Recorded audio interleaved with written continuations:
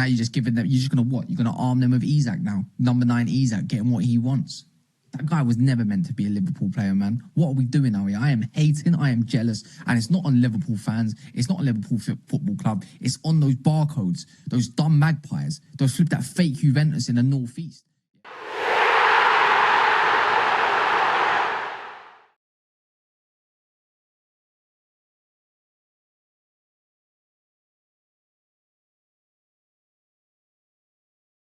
Let's start talking about Liverpool. I'm going to yap for a little bit. You lot just let it go. It is what it is. Liverpool have now said, it's done. I've done it. Literally, if Liverpool was talking about the Premier League, just add Premier League to this. If you get to heaven, write this down. You get to heaven and you don't find me there, you have gone to hell. Write this down. Liverpool have done it. If you get to the Premier League, if you get to the final day of the Premier League and you don't find Liverpool there, that is not the Premier League. That's the Bundesliga. Because everything a team can do to secure their transfers, they've done it. They've done it. They've done it. This team is moving. Liverpool, I don't want to use bad words in the morning, especially on my anniversary, but Liverpool, this is ridiculous. You see this Coutinho money? If it's not finished, if I see the Coutinho money next year, I'm going to lose it. Yeah? You got Jurgen Klopp with his big T talking about, we can't compete with these bigger teams. And hold on, let me get my Jurgens. Bro. So, here you go. Yeah, we can't compete with all these big teams. PSR. It's not fair, you know. Shut up, Guys, it's midnight. No, I'm sorry. It's midnight. You can't drop a British transfer record at midnight. I'm off to bed. I'm tucked in. I'm warm. I'm all cozy, ready for the big day tomorrow, the deadline day. All the bombers could drop, all of the headline acts could drop, and you got me out here rising at midnight on a Sunday, a day of rest, by the way. Incredibly disrespectful for this Isak transfer breaking news. It's selfish. It's selfish now, and this is partly the reason why I want this transfer window to end. It's just pure selfishness. There's no care or consideration for others around you. It's just pure lashing out now. Recklessness, I'll call this. This is what it is tonight. David Ornstein breaks. Newcastle United reached total agreement with Liverpool Football Club for Alexander Isak, £130 million. British transfer record. After beating Arsenal in the afternoon, 1-0, super sensational Szoboszlai free kick from range, moment of magic, moment of individual brilliance. Liverpool break the bank for Isak. Now we knew.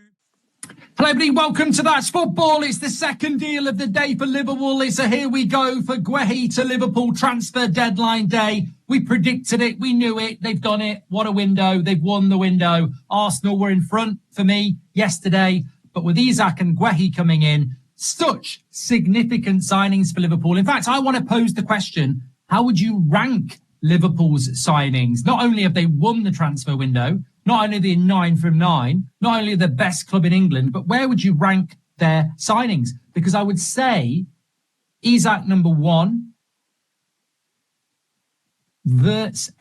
I'd put Guehi in their top 3 signing. I'd put Guehi ahead of Kirkez and Frimpong, and potentially Ekitike. I think they've saved their best 2 signings, arguably till last. Certainly, I think they're in their top 3 of their signings. Vert's probably maybe 2, separating them. But incredible, predictable efficiency from Liverpool Football Club on the final day of the transfer window. And I've got to say, as a Man United face, I hate it.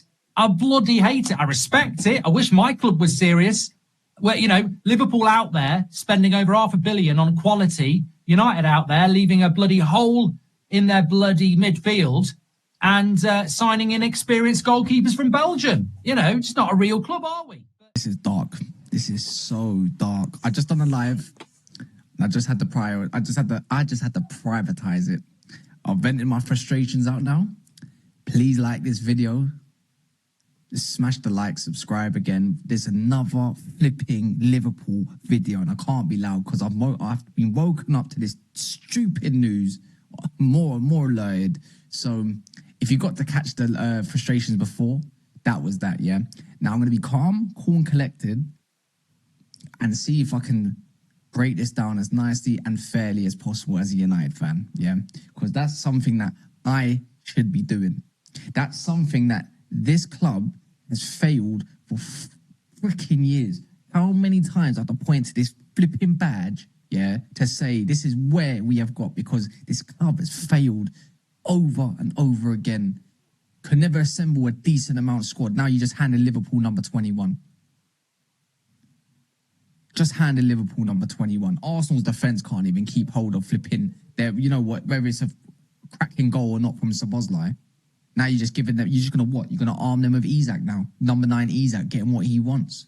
That guy was never meant to be a Liverpool player, man. What are we doing now here? I am hating, I am jealous, and it's not on Liverpool fans. It's not on Liverpool Football Club. It's on those barcodes, those dumb magpies, those that fake Juventus in the northeast. Yeah, all these flipping fans talking passion, passion, passion, mate. Where's that got you? You're a bunch of referees paying in football kits, mate.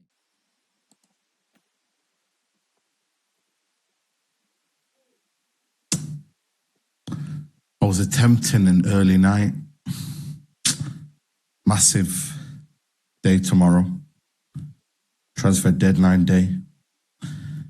Thinking to myself, yo, man, what if Newcastle just don't negotiate with Liverpool? What if Newcastle just say no? What if he stays at Newcastle? Brother, they didn't even let him marinate till transfer deadline day. They didn't even let it marinate, bro. Here we go. You see some things in life here. You keep brushing them under the carpet. You keep not dealing with the issue. I knew Isak was coming, but in the back of my head, I was saying, yo, there's a one chance. There's a glimmer of hope that he doesn't join Liverpool. For whatever it is. The fax machine. I don't know. Newcastle are just adamant. But Liverpool had played an absolute blinder. They've been in control from the off. Isak has got his dream move. Liverpool, title's done. Title, khalas. I don't care what anybody says. The title is over. Man City don't know if they're going to do anything. Fuck them anyway. Arsenal. Fucking Arsenal. Look at Arteta. Look at Arteta, bro. Without Isak. Liverpool Football Club schooled Newcastle every single step of the way. And what didn't help was the constant lies, the constant nonsense, the constant bullshit that came from media outlets and content creators backing Newcastle. The truth would have made so much more sense, honesty and a balanced approach the whole way through. Liverpool, I didn't want them to get Alexander Isak. This is a £125 million British transfer record, but it makes my biggest rival stronger. But that all being said, what I could not do is sit here and listen to the bullshit and listen to the lies and listen to the crap, which, funnily enough, have now actually led to a point. And this is the craziest part for me, have now actually led to a point where the Newcastle journalists are turning, I repeat, turning on their own football club and their new owners and saying they're just like Mike Ashley. This is crazy because the narrative wasn't just, you haven't got to control the narrative, but you've at very least got to put a balanced view and opinion out. And what Liverpool have done here is absolutely massive. So hit those like buttons for us and make sure you are subscribing. But let's take a little look at what it is that I am talking about. Now, Luke Edwards has put out this article today, and Luke Edwards for me has been maybe the lead Newcastle journalist all summer. In the group chats I have that have a variety of fans from different clubs, they've backed him. He knows what's going on. He clearly has sources. He was the first guy to... Our first loss of the Premier League season 25-26, coming at Anfield against title rivals, against defending champions, Liverpool Football Club. On top of that, by the time I get home, I open the phone, socials as you do before you hit the sack. And Newcastle have agreed a deal with Liverpool for Alexander Isak. Now, I could have done a video then when it landed, but I thought I'm going to bed. Switched off socials and thought, yep, let me have a good sleep, wake up, do forever, and reassess my thoughts and feelings. And I woke up even more gutted than I felt going to bed last night. One, because of the result, primarily. I say primarily, I mean, I think it's 50-50. Because Isak coming in strengthens their position for the remainder of this season, the remainder being another 35 games plus European football, domestic competitions like the FA Cup, League Cup, and so on. Game week 3 doesn't decide a Premier League title, but a signing like Alexander Isak can decide a Premier League title, especially when you consider, in my opinion, going into this season, Liverpool were favourites.